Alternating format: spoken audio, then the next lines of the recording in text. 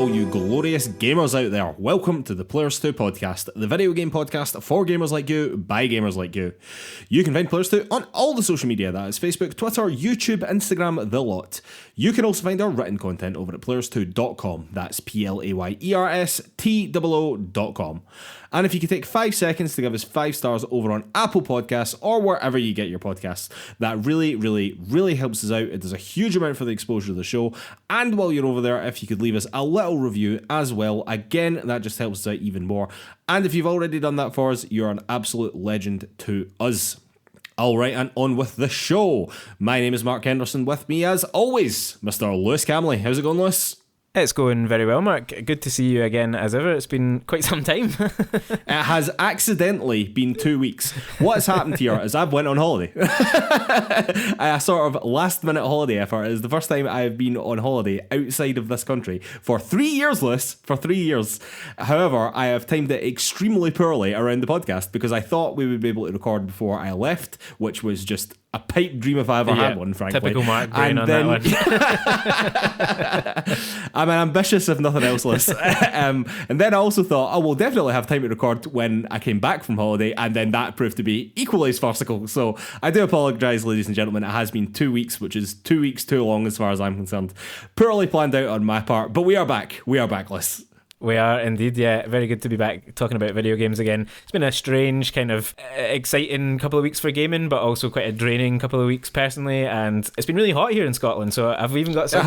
We've got the whole gamut of potential experiences on the go here. Our pasty skin is burnt by 18 degrees Celsius. Yeah, it really does not take very much. I mean, a strong light will sunburn me. Anyway, Lewis, I'm not even going to ask what we've been playing. It's still Elden Ring. It's still Elden Ring for the both of us. I'm just going to fly right into this. I'm very much in the late game now. I've put in quite a lot of hours, to be honest, since we last spoke. I understand that just because I'm in the late game doesn't necessarily mean I'm all that close to finishing the game, though.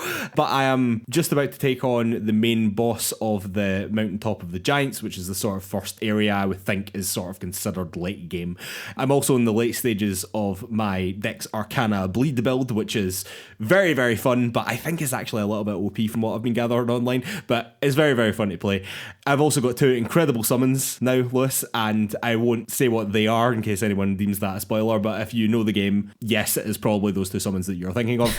They are very, very, very good and very, very fun. I also have to say, like, now that I'm well over 100 hours really in this game now, I think that I may already have eclipsed my 125 hours that I was on Persona 5, although I've not checked in a while because I'm slightly scared of what that number might be. What, you think it could be over 125? Is that what you just said? I don't think it's out the realms of possibility, Liz. Holy shit. Yeah, there you go. I have to say that there is a few annoyances that I have with the game that have persisted for quite a long time now. That being said, that's probably a discussion for another day. I'm slightly aware that we have quite a lot to get to in this podcast list. But ultimately, I think that this is probably the best open world ever created in a video game. I think that it probably, at this stage for me anyway, quite safely takes that mantle from Breath of the Wild, which I know is a big statement. But while Breath of the Wild is a more open world, it's freer. I think in terms of like actual game design, do you know what I mean? I don't really think anything compares to Elden Ring, to be honest with you. It very much is the new yardstick as far as I'm concerned when it comes to open world games, and in my opinion it is unmistakably one of the best games ever made and probably one of the most important games ever made as well. Big praise indeed. Yeah, I mean, I don't really definitely annoyances. Yeah. Not a perfect game, but my God, it's good. It's very good. Dive into those annoyances with you at some point because it's definitely not a perfect game by any stretch. I'm still kind of mid game, I would say. I've played it in fits and starts over the last couple of weeks. I think knowing that we weren't going to be recording allowed me to take the foot off the pedal a wee bit instead of. Oh, that's when you'd officially been on the pedal. I know that that's what you wanted, but I kind of caught up with some other bits and pieces, and obviously, the weather here in Scotland over the last few days, particularly the bank holiday weekend just passed, I basically sat outdoors all day and didn't think very much about gaming at all. But I've made some progress. I am at a point, and I remember having this in Bloodborne at different points, like it feels like a little bit of a slog right now. Like I've put in so many hours and I know there's so much to go and not a lot is changing for me at the moment because I'm kind of still at a point where I'm trying to progress multiple different areas at once to kind of push into that later stage of the game. So I mean, I'm still loving it, don't get me wrong. I have annoyances with it as well, but nothing really that massively distracts from how special an experience it is. In terms of it being that yardstick, though, I think that's a fascinating concept, and I think we need to do a whole topic of the week on that at some point, because I think you're totally right in some ways. I think it's an evolution of the open world that not many studios could really do, or wouldn't. It wouldn't really fit a lot of game styles, I don't think. Because, yeah, like the world of Hyrule in Breath of the Wild is so open and so free and kind of so empty in certain senses that you just go about exploring and finding what's there and uncovering stuff. Whereas Elden Ring, so many of the sections are just like proper Dark Souls or Bloodborne style designed levels that are just a bit bigger than we maybe used to, or they're a bit less enclosed than they used to be. I think you can feel it in Elden Ring, like the difference between being out in the field in Liurna versus even like the Altus Plateau, which is an open space, but it's a lot smaller. You're not running about quite as much. It does feel like there's a track almost to go through, but then there's all the backtracking and the travelling around from area to area through the fast travel system to continue progress in different quest lines. It's just enormous. It's so interwoven and enormous, and that is, even at this stage, I've probably only put in about 70 hours only, he says. But it's, you know, it is daunting how big it is even at this stage, and the fact that you're saying you've still got miles to go despite 125 hours. I mean, that is cresting the most I've ever put into a game, even games that I played religiously for years, like Football Manager or Pro Ev or whatever, you know? Oh, you put a lot more hours than that in Football Manager. Let's not fuck about here. No, I mean, it's a very, very, very, very, very long game. I strongly suspect I'll be over 150 hours by the time all is said and done, Lewis, which is a daunting prospect. Like, I'm not going to lie to you, like, that's a lot to take on going in, but man, it is quite a special experience in a lot of ways, and I don't regret it at all. And while I do have annoyances with the game, I'll let you into this tiny little tidbit, right? And I don't know if this is a tidbit, this could just alienate all the people who listen to us, frankly, but I think that, and this might be a very bold statement, I'm sort of scared to say it out loud, that I think, despite the fact that I think there's like 160 odd bosses or something like that in this game, I think that these might be the weakest bosses of any From Software game that I've played. Do you agree with that? I've got to say, it would make me feel a lot better if you did. I'm not sure if it's partly just that I enjoyed the lore of Bloodborne more, but I can think of, I think most of the bosses in Bloodborne are more memorable than most of the bosses in Elden Ring that I've encountered so far. I could not agree with that more. What I would say is that at this stage in the game, I can sort of safely say in myself, unless there's some wild shit that's about to happen that's going to change my mind in the last, I don't know, 20% of the game or whatever that I've still got to play, I still prefer Bloodborne. I still prefer Bloodborne as a game, but that is not to say that Elden Ring isn't absolutely fucking incredible, because it really, really is.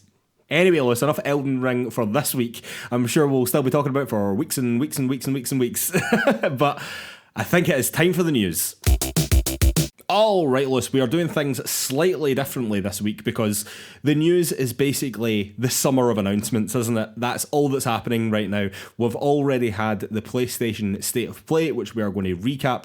Then we have Jeff Keighley's Summer Games Fest coming up, which we are going to talk about and maybe try and do a couple of predictions, but we're going to keep it loose, Lewis. We're going to keep it loose. We don't need any of these hard and fast predictions that will almost certainly be fucking wrong in 2 days' time. And similarly, again, with the Xbox and Bethesda showcase. So, format be damned, Lewis. We're just going to go for this. So, starting off with a recap of the PlayStation State of Play, which took place last week. They started things off with the announcement of the Resident Evil 4 remake, which is coming on the 24th of March next year. This is coming out across all the platforms, but it was also announced here that it would be coming to PSVR 2, although almost certainly not at launch, but that's quite a cool announcement, I thought, as well. Very nice to see big third parties like Resident Evil Sport and PSVR 2. Although I am saying that it's called the Resident Evil 4 remake, but in actual fact, Capcom seem to have dropped remake from the title, Lewis. And I think it is now actually being confirmed that this is actually a sort of reimagining of Resident Evil 4, which is a pretty big call considering how beloved specifically this one is in the series, you know? I have to say though, man, that cinematic trailer looked fucking great. That got me real hyped. I'm really looking forward to this. This looked real good. What are your thoughts, Ian? Yeah, an absolutely fantastic trailer. I thought it was The Last of Us when it first started, just with the big bold lettering that came up. So to then swing into Resident Evil, I was like, oh god, here we go. I hadn't really been expecting it, although obviously there's been a million rumours for ages, and I think a few people had predicted this was going to turn up. But yeah, it looks fantastic. And the RE engine, the other two remake games have been, well, Resident Evil 2 remake was fantastic. 3 was fine. But But yeah, this is, for anyone living under a rock, this is one of the most important and most beloved action games of the last 2 decades, really. It's huge. It's one of the best games, period, in the past 2 decades. I think a lot of people would argue. Yeah, sort of changed the direction of this type of game for a while, and as a well put together game originally, still holds up. So it'll be interesting to see what they are going to do with it. My bold prediction on this, Mark, this idea that it's reimagined, I mean, I think partly that will just be to kind of make it feel a bit more modern or a bit fresher or whatever. But I wonder if the idea here is to leave the story in a state at the end where they can kind of continue this remake line without actually having to remake the original 5 and 6, which were not particularly great games. But so you essentially make a new Resident Evil 5 that might be an even bigger reimagining of that, and then we sort of continue that line, I see. So you're actually getting a sort of Resident Evil 4 2 rather than getting a 5 remake. Exactly. I sort of get what you're saying. I get what you're saying. That is a good call list. I like that a lot. That makes a lot of sense to me. Oh yeah, 5 was not great and 6 was not worth playing, terrible, frankly. 6 was not worth playing. After that list, we got a little run of either games coming to or being announced for PSVR 2. Firstly, we got Resident Evil Village as well coming to PSVR 2. Secondly, we got The Walking Dead Saints and Sinners Chapter 2 Retribution coming to PSVR 2. And that is a title with 2 colons and a comma in it, which is way too much punctuation for my liking list. This game had also previously been announced for the Quest, but now this has been announced for PSVR 2 as well. We also got an announcement that No Man's Sky would be coming to PSVR 2, although it already has a PSVR version, so that's perhaps not the biggest surprise in the world. And then we got a look at Horizon Call of the Mountain, which is a game that we knew was in development for PSVR 2, but we'd never seen gameplay or anything like that before. Obviously, this is set in the Horizon universe, same as Horizon Zero Dawn and Horizon Forbidden West. And honestly, for what it was, I thought it looked pretty good. So no actual date for PSVR 2, Lewis, it does have to be said.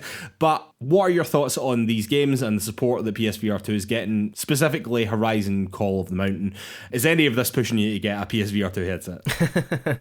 I mean, no. Ultimately, the answer to that question is no, because I'm just not massively interested in it. I maintain if there was an ability to rent a VR headset whenever a major game came out, I would probably be on board with that, but I'm just never ever going to spend that kind of money on a headset, kind of no matter what these games look like. But having said that, I think that they do look good. I mean, Resident Evil Village coming to PSVR 2 is great. Horizon Call of the Mountain, as someone who's not really a Horizon fan, I thought it looked really impressive. It's the right kind of world to set a VR game in. Totally, I think 100%. The mix of traversal and combat, that'll be pretty spectacular to play, I think. So Horizon feels like the perfect sort of flagship game, I guess, for PSVR 2, and it looks like it's coming along very nicely. Yeah, definitely. Then we also got an announcement of an update for Horizon Forbidden West, which brings a bunch of new stuff, including a new game plus and an ultra hard mode, as well as transmog for armor and stuff like that. So if you're still playing that game, look out for that, because it sort of shadow dropped. It was announced at the time. Then quite a big announcement, I thought, Lewis, in a lot of ways, was that Spider-Man Remaster is coming to PC, Lewis, and relatively soon as well, on August the 12th. It has also subsequently been announced that Spider-Man Miles Morales will also be coming to PC as well in the fall this year. These ports are also being handled by the recently purchased Nexus Studios, so PlayStation putting them right to work with a massive IP list. These are PlayStation's port specialists now, basically, aren't they? In my mind, this basically means that the gloves are off when it comes to porting stuff to PC. If Spider-Man's going to PC, anything can go to PC as far as I'm concerned now. Yeah, I think that's about right. I mean, I think we were reaching that conclusion anyway, but maybe Spider-Man was one that people weren't too certain of. It makes sense. It's going to be a really fun game to see the mod community get to work on. Yeah, definitely. what are we still waiting on now? Really, it's kind of just The Last of Us, isn't it now? One or two others, obviously. Yeah, and Ghost of Tsushima, right? That's probably the two next main ones. I've also seen as well that there was a leak just last week, I think, that Returnal was found on Steam's backend as well. So I think that's even coming pretty soon as well. Yeah, PlayStation all about getting their games onto PC now, and frankly, this should have happened years ago. This should have happened years and years and years ago. After that, we got some gameplay of Stray, the game where you play as a cat. And honestly, Lewis, I thought this looked absolutely amazing. I've got to say, I had trepidation about this game. Everybody was going, oh yeah, you get to play as a cat. And I was like, but how's that actually going to translate into gameplay? As it turns out, incredibly.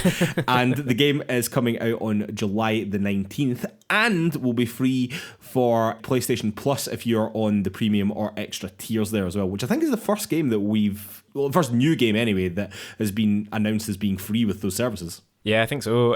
I thought this looked great. I was similarly not certain of what to expect from Stray. It's easy to be blinded by a cute wee cat, but this actually, I think, does look like a really solid, competent game. I'm quite excited for it. And yeah, the fact that it's going to be on PlayStation Plus is kind of perfect. They need to start doing this. They need to start getting the now on Game Pass announcements out there, and this is a great one to start with. Yeah, definitely, man. After that, and arguably the highlight of the show list, was the Callisto Protocol, which just looks more and more like Dead Space 4 under a different name, basically. It was given a release date as well of December the 2nd, which is a month before the Dead Space remake by EA comes out, which I think is good to come out before that game. Do you know what I mean? I think that's good for them and their marketing and whatever. I think that's great. And honestly, I thought it looked absolutely fantastic. This trailer looked very creepy, very scary, and I'm not really a horror guy. Do you know what I mean? I thought this looked fantastic. This is definitely something I want to play. Nice one, yeah. I was really impressed by it. I'm quite surprised that it did hit you so hard, because you're not necessarily a horror guy, but that's testament to how good it looks. I mean, it is basically the Dead Space team, and they're essentially making Dead Space without the license. I'm glad that they've shrugged off the PUBG connection as well. That was a strange thing that was announced when the game was first shown. Yeah, so they've now said that it's not going to be part of the PUBG universe, which, looking at that trailer, Christ knows how it was ever going to be. But yeah, really excited for this. Would be a little surprised if it hits that December date, but I also don't really know if Dead Space will hit its January date, so maybe it won't matter. Yeah. No, that is a very good point indeed. After that was Rollerdrome, Lewis. This from the creators of Ollie Ollie. It's a third-person shooter where you also are doing roller skate tricks at the same time. It's coming on August the 16th. Honestly, it had a great art style, but it was doing nothing for me at all, I've got to say. Next, we had Eternights, which is coming early 2023. This very much falls into the category of anime as fuckless. It seems to be a mix between a romantic light novel, but also with DMC sort of style combat action as well. Again, was doing very little for me, listen. It was doing very, very little for me. But next we got the first look at Street Fighter 6 after it was announced earlier this year. I do have to say that the new art style is a bit sort of... I'm not so sure about it. It's interesting, I will say that. It's definitely a departure from their usual look. But the combat was there. I mean, it looked exactly how you would expect a Street Fighter game to look. Do you know what I mean? Combat looked tight as hell. No date on this one, but it is also coming to Xbox and PC as well. Yeah, in some ways just more Street Fighter, but in other ways a kind of weirdly reinvented one. Obviously, this got a lot of kickback from, I guess, Street Fighter fans and the general gaming community. It looks like they've tried to kind of bring Dago graffiti kind of stylings to Street Fighter, which I'm not sure it needed it. I saw one person describe it as like FIFA Street Fighter. Yeah. I don't disagree with that, actually. No, that's quite good. It's got that about it, but I'm sure I wouldn't be worried if I was a Street Fighter fan, because you don't need it to be anything other than great combat, and as long as it's got that, then who cares? Yeah, and the combat did look great, to be fair. Then we got the announcement that Tunic is coming to PlayStation on September the 27th. This is a game that's obviously been out on Xbox and PC for a while now, but nice to see it coming along to PlayStation as well. Yeah, good stuff. Then we got another indie game after that called Season, which is coming on autumn 2022. I'm still not massively convinced by this game. We have seen it one or two times before, nor do I really fully understand what the game is, if I'm completely honest. But you seem to quite like the look of it, Lewis. Yeah, I think it just looks utterly gorgeous and quite surreal and serene and strange. And yeah, we first saw it, I think, in the original PS5 launch showcase, or one of those kind of early PS5 showcases at least, and just was really captured by the art style. I mean, I think it looks absolutely beautiful. It does have a great art style. Not too sure what to expect gameplay-wise. It seems to be a bit of a ride around with a camera and document things, but I'm okay with that. I just want to know more about it. I'm really keen on it, and I know that there was accusations against some of the people at the studio, Scavenger Studio, and I believe that the people, including I think the creative director who was sort of indicted within those accusations, have left. So I think we can proceed with mild caution on that front, but I think hopefully we can actually enjoy this game when it comes. Good to hear. But Lewis, then we finished off things with Final Fantasy 16. And I have to say, for what it is, I think it looks pretty great, to be honest. It certainly looked a hell of a lot better than whatever the fuck the promotional material was trying to say when it came to Final Fantasy Origins, which was just an absolute car crash of a marketing campaign as far as I'm concerned. This one looks a lot more high fantasy than a lot of the more recent Final Fantasy games, and it seems to be much more action focused as well. The release date that came along with this was summer 2023, but pre-showcase, I think a lot of people were expecting this game to be coming out this year, so I don't know if that was a little bit of a disappointment for people. But so far as I'm concerned, it looks good, and I think that it has been received well. Like, I thought that the combat looked great. Yeah, I mean, it's had all the kind of hallmarks of an impressive Final Fantasy game. It just does absolutely nothing for me, and that's totally personal taste. I know that there'll be Final Fantasy fans out there aghast at that. It passes me by, so much of it. To be honest with you, Lewis, see, for me these days as well, it kind of does for me as well. Like, what I loved about Final Fantasy wasn't anything that was shown in that trailer. Do you know what I mean? I'm very much an old school Final Fantasy fan. This new school stuff is not so much for me. In terms of stuff that we know about PlayStation Studios, there wasn't a lot revealed here apart from the Horizon PSVR 2 stuff. No God of War release date, no mention of whatever Naughty Dog are working on with regards to this multiplayer or the rumoured remake of the first Last of Us, both of which I thought were sort of a lock to be there, but none of them turned up, which sort of makes me think that they probably are planning another State of Play later in the summer, I would have thought. But PlayStation sort of have the opposite problem to Xbox now. Like, they have a lot of stuff coming, like, in the now. Like, we've got Ragnarok, we know that we've got Final Fantasy 16 coming next year, and then Spider-Man 2 allegedly coming next year as well. We have a Wolverine game as well coming at some point down the line, but I reckon that's probably years away. But sort of after that, I'm sort of like, oh, well, what's the next thing? Do you know what I mean? What's the next big thing from Sucker Punch? Or I know Sony Bend have just announced that they are working on something new just today, Lewis, as we were recording this, but what's the next big thing to look forward to? And it feels as though maybe we're wanting a wee bit more from PlayStation Studios now. Is that fair? I mean, I think it's fair in its way. I agree. I expect that there'll be another showcase probably in sort of August, September time that will feel more like the original kind of big PS5 launch showcase in terms of setting out the next couple of years. Exactly. That's what I'm after. I want the next couple of years. Yeah, we're sort of reaching the end of the first phase, like the first batch of games that we knew were coming. Probably the next phase being kind of led by Spider-Man 2, Wolverine, and sort of so on. But I'm not concerned about that, to be honest. I think I'm not concerned about it. I'm just greedy and I want to know this. That's a different problem. But you know, I think you're right. We didn't get much here. That tells me that there's more to come. There's definitely going to be some kind of Ragnarok showcase at least. Oh, sure. Definitely on that one. All right, Lewis. On to Summer Games Fest predictions / general chat. Okay, so Jeff Keighley has already gone into expectations management mode for this showcase and has basically said it will focus largely on already announced games. But he also did this little sizzle reel which showed off some very interesting games that I don't really know what to make of, Lewis. So it showed off Elden Ring, Horizon Forbidden West, Starfield, A Plague's Tale Requiem, Forspoken, Sonic Frontiers, Gotham Knights, Marvel's Midnight Suns, The Callisto Protocol, Lord of the Rings Gollum, Cuphead, Planet of Lana, which is a cool indie game that caught mine and Lewis's attention, I think at a previous Xbox showcase, and it has also been confirmed that we will be getting the first look at Modern Warfare 2's campaign.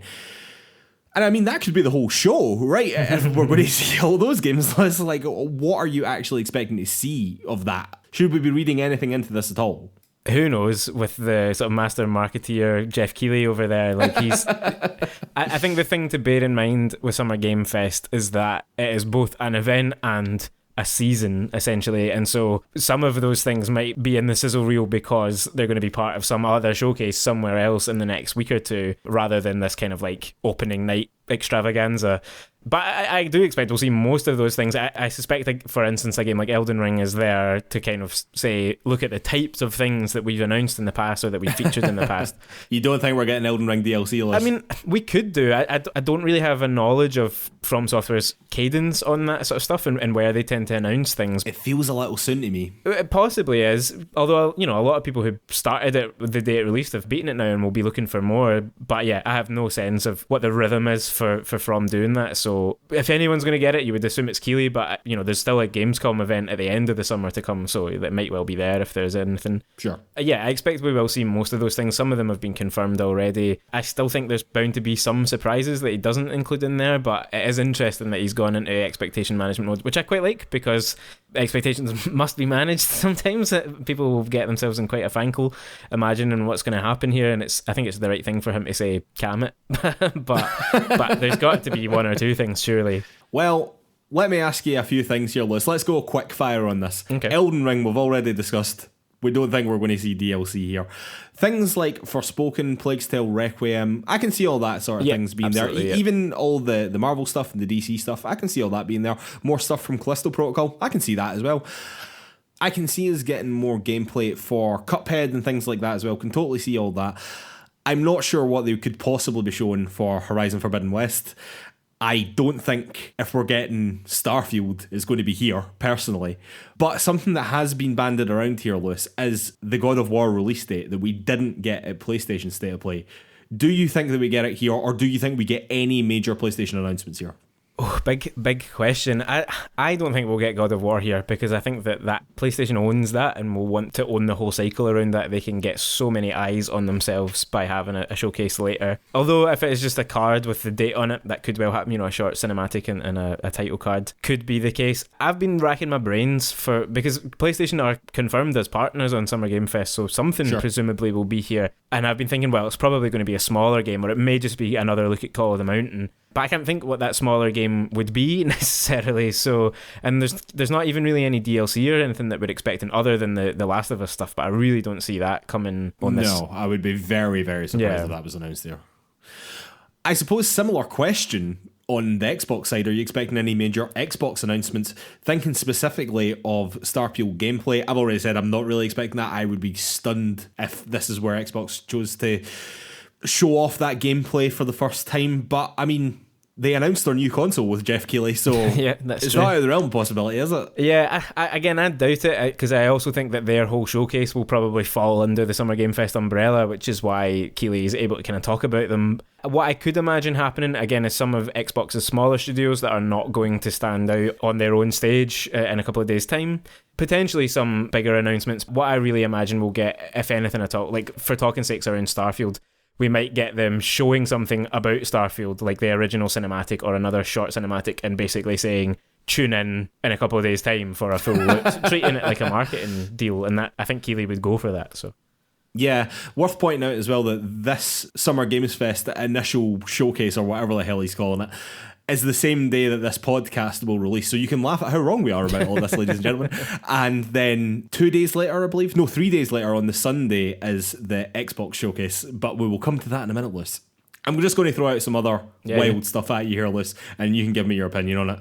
Silent Hill. Is it announced?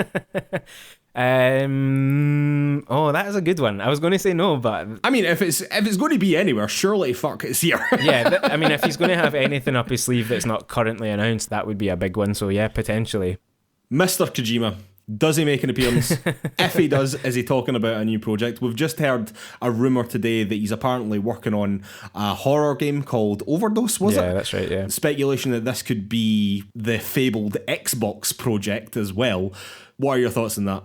I could totally see him appearing. I don't for a second think we'll announce anything at this, particularly not if that rumour is true and there is an Xbox deal, because they will have him on Sunday, no doubt about it, if that's the case. You would have thought so. Yeah, you would have thought so. I don't see us getting a major announcement from him here.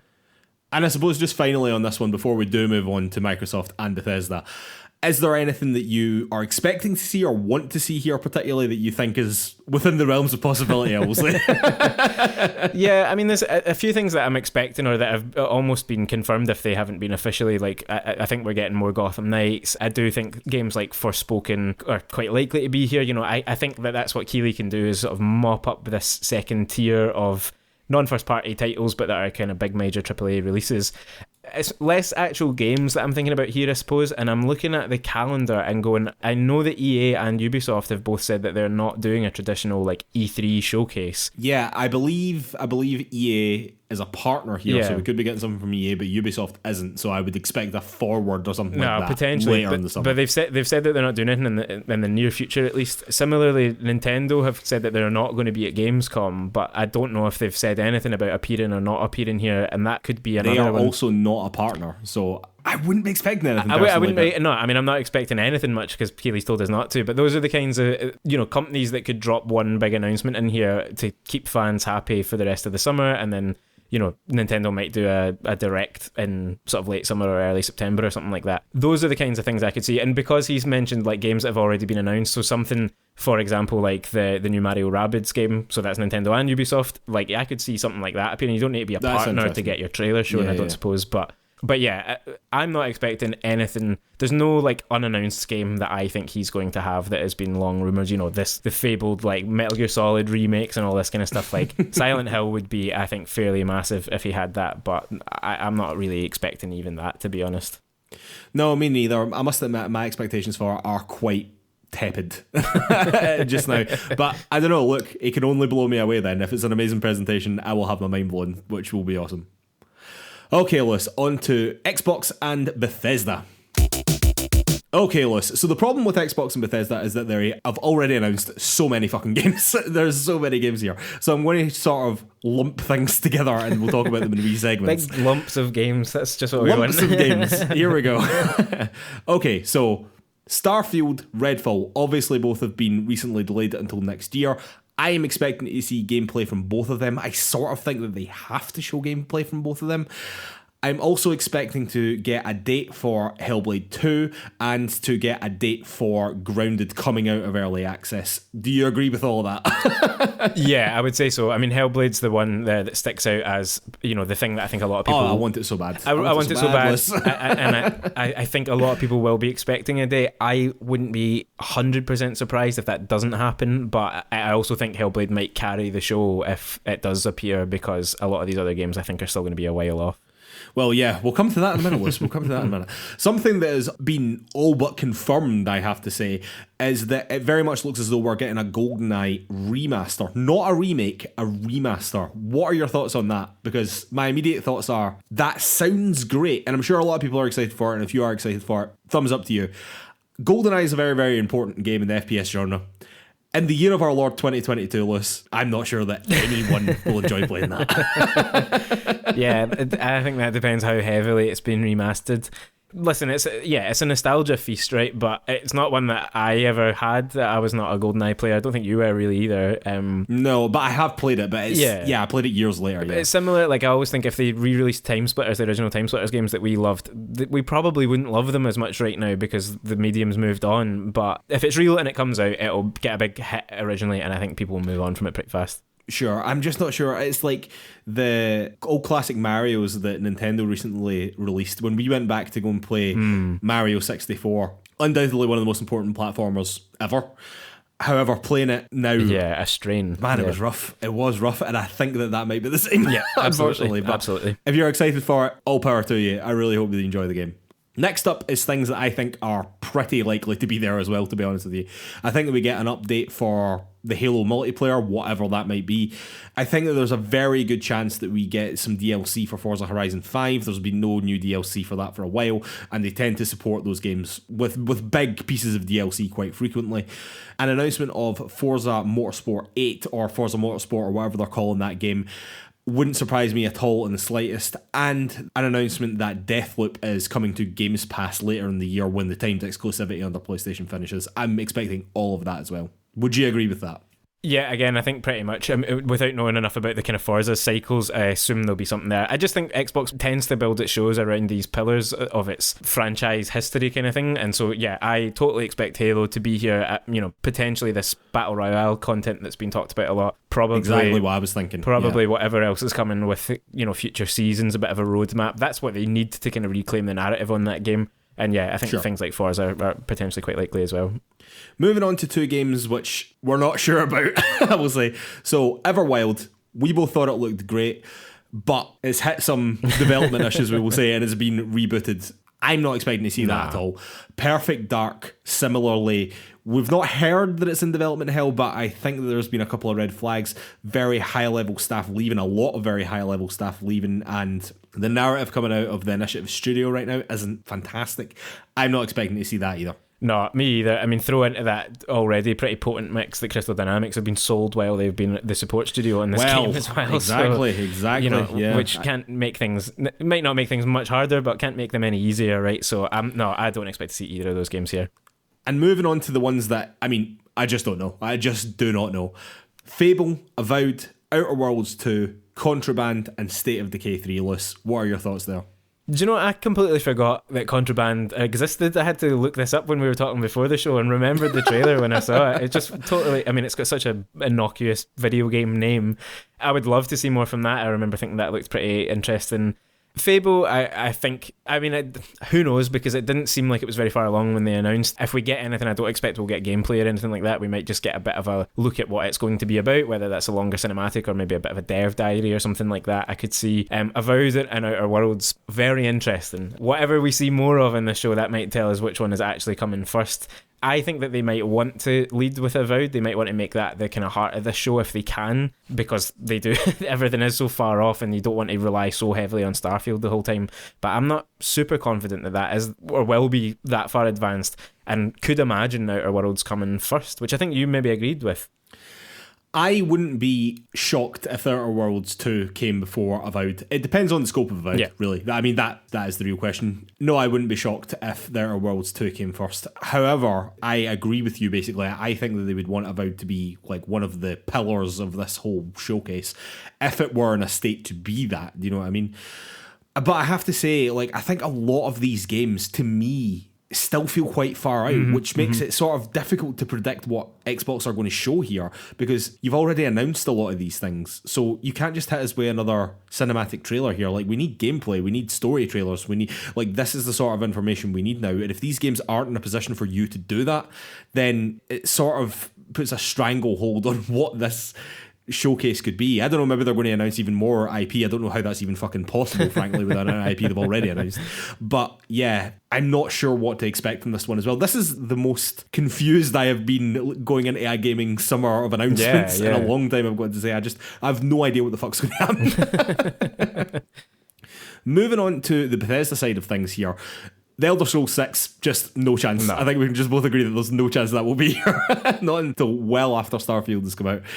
Machine Games, apparently they are working on Wolfenstein 3, and we know that they are working on an Indiana Jones project. Do you think either of those games gets revealed?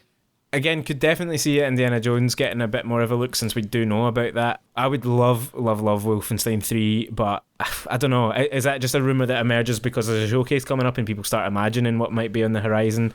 Apparently they're working on it. I mean, that would be a show stealer for me if it does turn up, definitely. Next up, I suppose, is id. Rumours are that we might be getting a Quake series reboot in the way that we got a Doom series reboot, or potentially a new Doom game, or potentially a new IP. You know what I mean? I think that whatever id show, if we do get something from id, will be something that will steal the show, potentially. Do you know what I mean? Particularly if it is Doom or Quake. I think that would be a big deal for a lot of people. It definitely will. I mean, I don't think that... I'm not excited by Quake. I sort of hope it isn't that, but I know there'll be a lot of fans out there who really will want that, and kind of give that series the limelight. Would you have been excited by a Doom series reboot before you saw Doom 2016 and Doom Eternal? You know what I mean? No, but I think more people would be excited by that than they would be for Quake. I could be totally off grid with that. No. I think it's difficult to deny that, but I think a lot of people are here for Quake. You know what I mean? A lot of people really liked it. I would be into it, I've got to say. I mean, just having played Doom 2016 and Doom Eternal, you know, I would love just any other game from id would be great. Two other studios I just want to ask you about. Obviously, Arcane, we know are working on Redfall, and their other major studio just released Deathloop as well for PlayStation, but do we get an announcement of whatever they are making as their first Xbox exclusive game? And similarly with Tango Gameworks, who have obviously just released Ghostwire Tokyo, which is a PlayStation exclusive for a while, but do we get a reveal of what they are working on for Xbox? I don't think we'll get anything from Arcane that isn't Redfall. That might have been different if Redfall was still coming this year. I think that delay means that they just need to kind of focus on that and keep quiet about anything else in the short term. Although Redfall felt very soon to me after Deathloop, to be honest. That's because it's coming from two different studios, man. You know what I mean? They have their American studio and they have their French studio. For sure, but it's still, it's one company with kind of one philosophy that are putting out stuff quite close together, I suppose, is what I'm thinking. But Tango Gameworks is a more interesting one because, I don't even imagine we'll be told when Ghostwire is coming to Xbox necessarily. Wouldn't have thought so. But if they do have something up their sleeve, again, Xbox loves a super early announcement, so even if they're just saying this is what's on the distant horizon, I also just don't know if they're a big enough or exciting enough company to do that far out, though. It's not like people were totally in love with Ghostwire where they would be clamouring for whatever's next from them, It's just another studio that they have another feather in their cap, absolutely, but it just depends on how far along these projects are. Like, do they literally have anything they can show, Just quick fire again, Lewis, here. Another major announcement running up to this showcase is that we could be getting a Gears of War collection, similarly to the Master Chief collection. Personally, I don't really think there's a need for that. Like, all those games are already available on Xbox Games Pass, you know what I mean? Part of the Master Chief collection was bringing all that multiplayer stuff together, and I don't really think that Gears multiplayer is as big a deal as Halo's is in that capacity. I'm not really sure that it would work as well as a concept. Do you know what I mean? However, having said that, it's been 3 years since Gears of War 5. I mean, it's sort of time that they announce whatever it is that they're working on next. Presumably Gears 6 or something else in the Gears franchise, I could totally see both of these things being true, to be honest. Given the Game Pass and the backwards compatibility, it's maybe a wee bit harder to see a sort of Gears collection, but if they can remaster those early games and put them out in kind of one package together, I could totally see that happening. I could totally imagine that being announced, and then at the end of that sequence they go, and here's like the title card for Gears 6, and we'll tell you more about that later. Yeah, definitely. That's actually a great point about the remasters. I hadn't entirely considered that, but yeah, I suppose if they're going to start remastering those games, and maybe they announce a remaster of the first game and this collection, and we're going to remaster the other games as we go, sort of thing. Yeah, maybe that sort of makes a bit more sense. The other thing that I was thinking could be revealed here, a bit of hardware, Lewis, could be this streaming TV stick that they are or have been talking about for quite a long time, to be honest with you. We know this exists, just a USB, you stick it at the back of your TV, you have access to cloud streaming, you have access to Xbox Games Pass. Any chance of that being revealed, do you reckon? I don't think so. They sort of more or less acknowledged it in the last couple of weeks that it is a thing and it's got a name. But it's definitely a thing. 100% it's a thing. Do we get to see it here? I don't think so. No, because I feel like when that was being talked about, it was recently, it was that it wasn't quite ready yet. So I don't think that they'll do that here. But that would be a major, a huge announcement to put out there as well. Yeah, definitely, 100%. And just to cap it off with two other studios, do you think we see anything, a new game, Psychonauts 3 or something else from Double Fine? Do you think we get to see whatever Compulsion Games are working on? The last thing that we saw from them was We Happy Few, which I think was good in concept and bad in practice, unfortunately, but an interesting studio all the same. Again, could totally see something from both of them because Xbox will want to stuff this showcase with as much as possible. To me, the overall point about the showcase for Xbox is that they have to focus on stuff that could come out soon and not announce too many things that are off in the distance, because with the delays, there is nothing coming. And if they can actually have a showcase here that says in the next 6 months, here are a few games, so potentially something from Compulsion could be this side of Christmas. Obviously not from Double Fine, or not very likely from Double Fine given how recently Psychonauts came out, but I could totally see both of them announcing something. I've got one to throw at you, Mark, that I'm surprised you haven't mentioned, though. What about Fallout? Nah, I don't think so. Who would be working on it? Do you know what I mean? The Bethesda guys are working on Starfield just now. Then immediately after that has to be The Elder Scrolls 6. So unless they're going to hand Fallout to Obsidian. Another studio, which is not out of the realms of possibility, or hand them to Obsidian, but even that, but Obsidian have got Avowed, they've got the Outer Worlds 2 going on as well. Like, who the fuck's going to make this game? So unless they are handing that to a totally new studio, or Xbox are going to make a studio to work on it, who knows? I can't you're see talking it like personally. A decade before there's another Fallout. That's crazy. Well, it very well might be, Lewis. It very well might be, although they would argue that Fallout 76 is your Fallout now. But they can argue the that sooner all we they forget like. about that, the better. But no, I definitely don't think that there's a Fallout on the cards for a good number of years, I will say.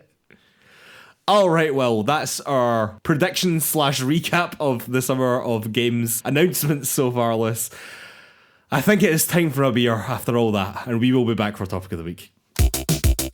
And we are back for Topic of the Week. Topic of the Week this week is our play-along of The Black Iris and Welcome to Elk Loose. Sorry, it's a week late. That was entirely my fault, as mentioned at the top of the podcast.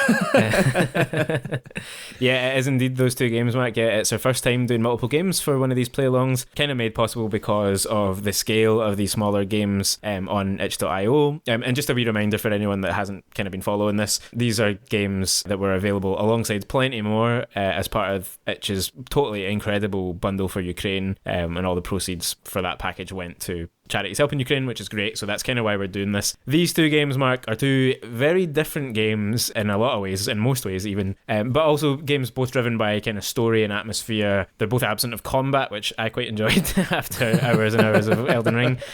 Yeah, I get you there, man. Get you there. Both pretty weird games as well, in sort of different sorts of ways. So let's dive in, I think, first with The Black Iris. I know you played that first, and it is the shorter of the two.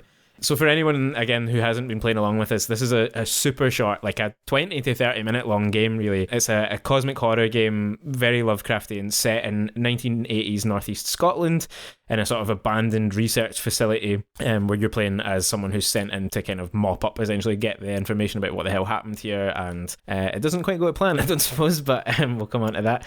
Most kind of excitingly, I guess, for us, this is developed by Arboreta Games, which is actually just a solo developer named Jamie Ferguson, who's based in Western Bartonshire, which is not too far from here, really, from where we're both sat. Away, no. So this was Arboreta's first game, released back in February 2021, and importantly, I think all the proceeds then, and I believe still now, other than when it was going to Ukraine, all the proceeds from the sales of this game, apart from the cut that Itch takes, are going to a community food bank in Western Bartonshire, which is just fantastic that, you know, this guy isn't actually even taking any money from this, he's donating it all, which is superb. And weird to think that charity comes from a game like this, because it is not, it's not a wholesome game by any stretch. Where to begin with this, Mark? Retro visuals, kind of an incredible sense of atmosphere created by what looks very much like a PS1 game. What's your take on that? How did it look and feel when you were playing it? Yeah, I think it might be even lower res than a PS1 game, arguably. Yeah. No, it's... Look, this is a very, very short experience, right? But what I think... What was it, Jamie Ferguson you said? Yep, that's right, yep.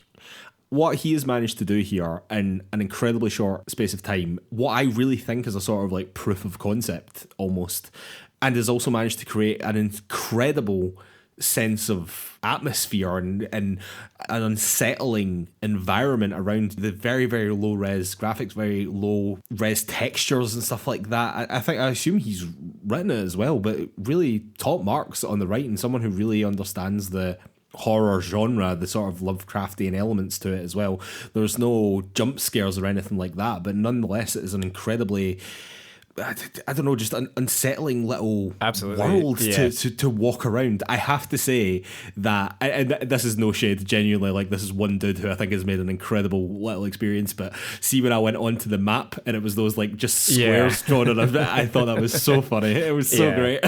I think that is one thing to say, like, for anyone listening to this who might be sort of interested to play it, it is, prepare yourself. It is super rudimentary. It is almost closer gameplay wise to like an old Flash game than it is to anything like a modern indie game would feel like. But I think that thing that you said there about atmosphere is the key to all of this. Like, it is claustrophobic and unsettling from minute one, and you certainly I spent the entire sort of 30-minute playthrough wondering when something absolutely horrible was going to happen to me.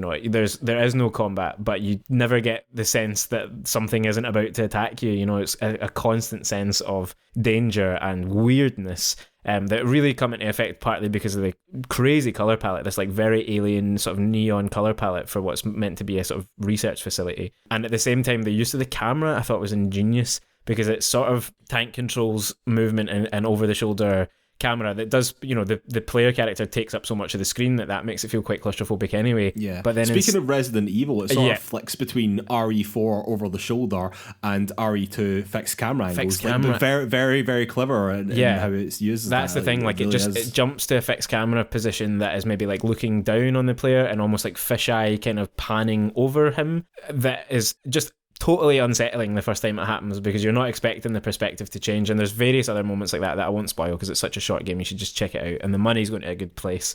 I think we were both really happy with this. I've been looking forward to playing it for a long time. Would you be excited to play this as a fuller game, which I believe is what Jamie Ferguson is doing right now? I mean, if he's doing that, yes, 100% yes. I very selfishly want him to make that game so I can play it. Because it's not just that, like, even the wee world that he's setting up with all these sort of different characters. I mean, there's only like maybe 4 or 5 characters, but there's like a sort of cult going on as well within this, and the sort of interpersonal relationships between these wee characters as well that we only get a glimpse at, you know what I mean, as you would in... Again, it's almost like a proof of concept, this, isn't it? And I just think that, like, the concept that he's trying to prove, he's done it remarkably, and I very much want to play a longer experience in this. Even if that longer experience is only 3, 4, 5 hours at a stretch, you know what I mean? I'm not asking for a 20-hour game out of him, you know what I mean? But yeah, if you could fill out this world and fill out these characters that you started to develop, I think that you could be onto something really, really interesting indeed here. Like, I really do. He's a talented dude, I've got to say, for one guy, man. Yeah, like, fantastic. I'm really impressed. Really impressed. Absolutely, yeah. Great. So, and then our second game, a total change of pace, really, was Welcome to... Yeah, absolutely. Could not be more opposite. This is Welcome to Elk. It's developed and published by a company called Triple Topping, self-described feminist game company based in Denmark, who themselves make quite a sort of surreal cameo in the game, but we'll come on to that. Yeah, that was that. Man, this is just such a creatively interesting game. So in this game, you play as a woman named Frigg, a young woman named Frigg, who arrives on Elk Island for a sort of summer of work. Although the work never actually arrives, you don't really do any of the handiwork you've gone there to do.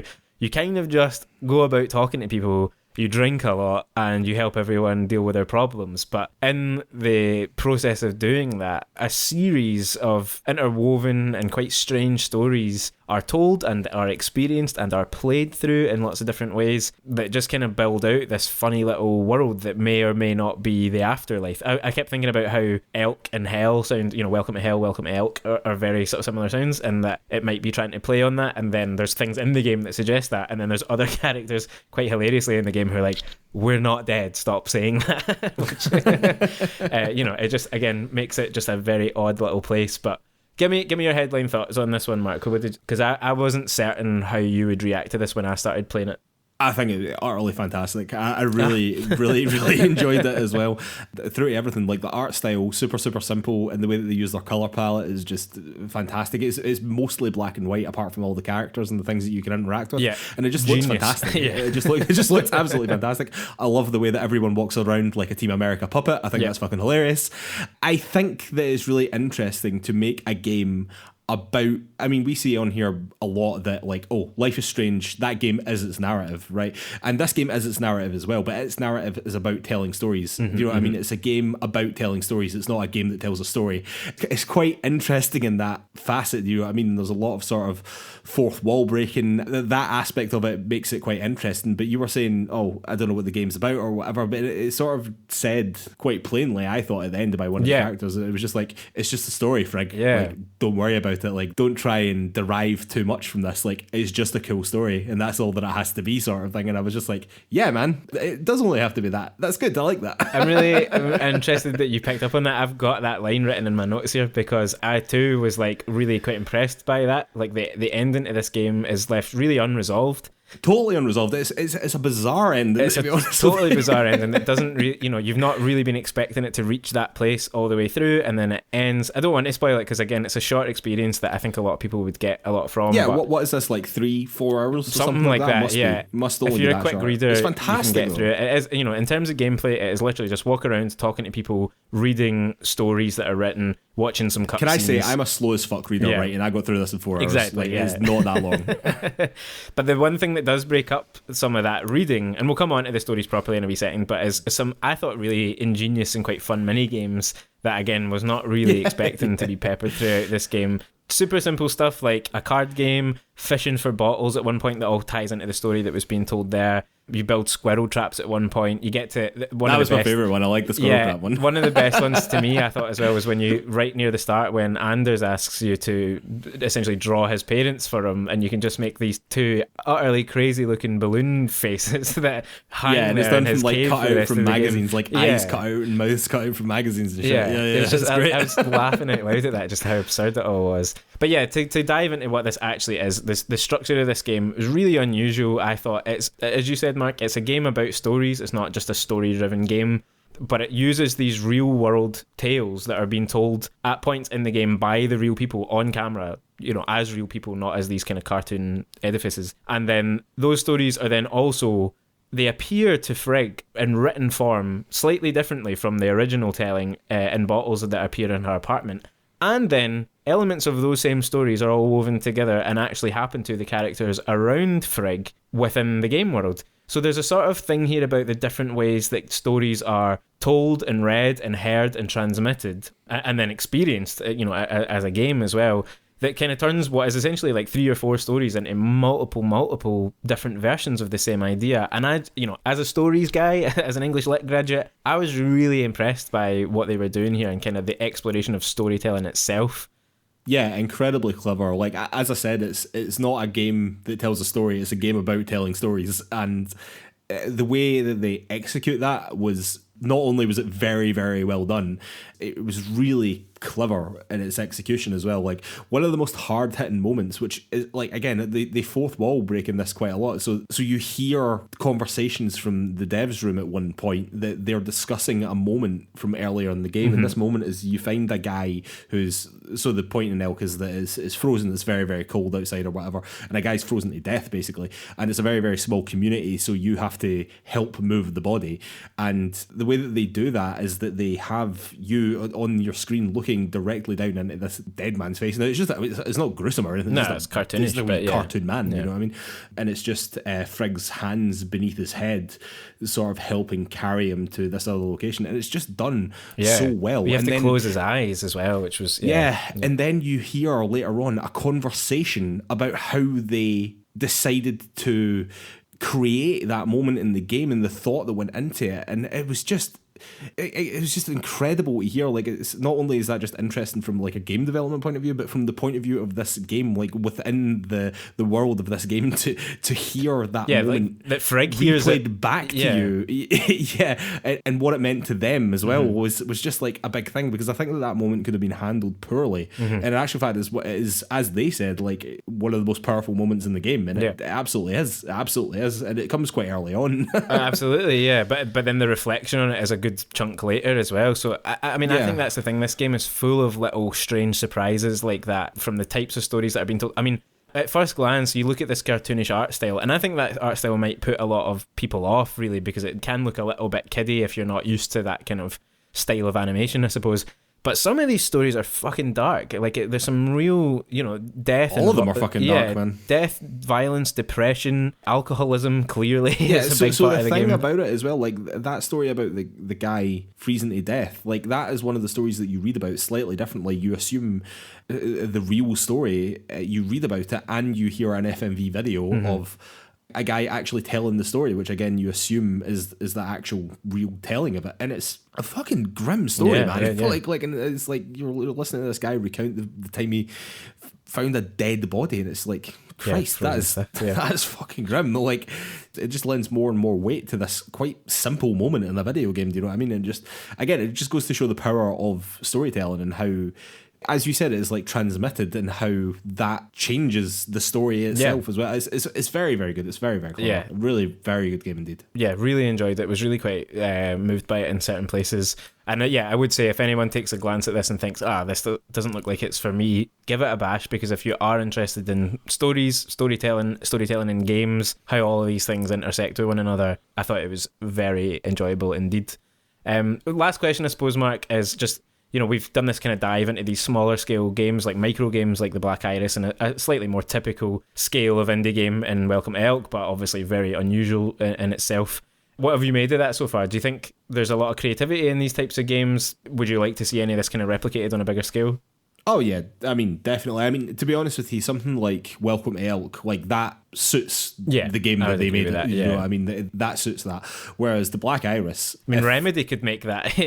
Oh well, I mean, he even used Remedy style like title cards for like the different areas that he came into, like those big splash screens. They were fucking great as well. Absolutely great. Like, again, it just all went to the atmosphere. Do you know what I mean? And as well, like, I don't know if he did the music, by the way. I think the music was absolutely bang on as well. Like, it was so good. I get the feeling he did the voices as well, because it was like in a Scottish male voice through. Yeah, nice to hear a genuine Scottish, like an unaffected, genuine Scottish accent in the game. That was nice.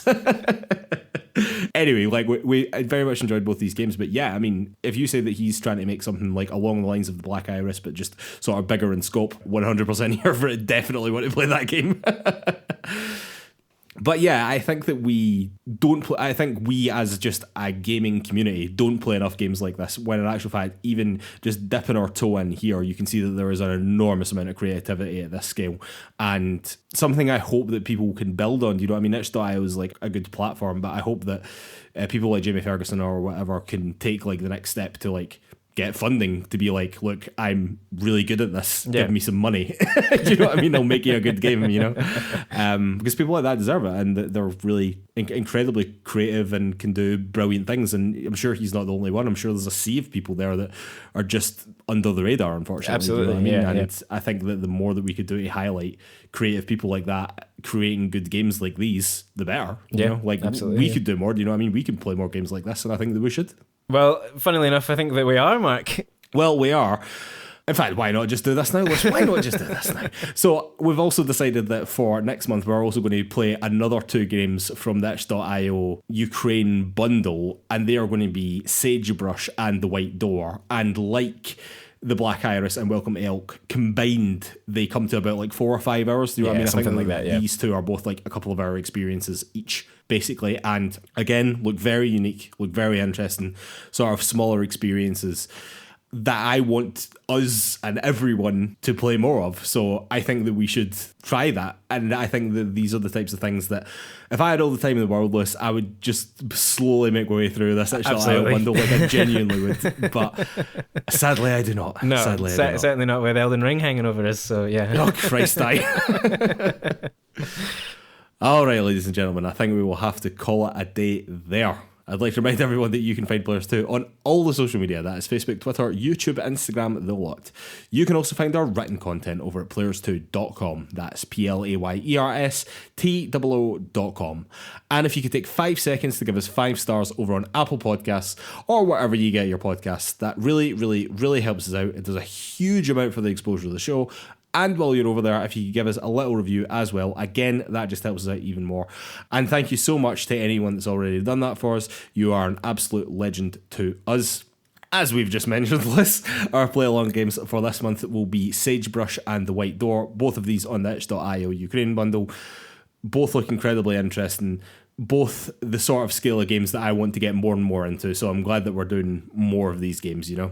Yeah, absolutely. Really looking forward to it. We'll kind of talk more about each one in the coming weeks as well. But dive in. I think they're both available on Steam as well if you didn't get the bundle. But yeah, if you downloaded that at the time, you've got them.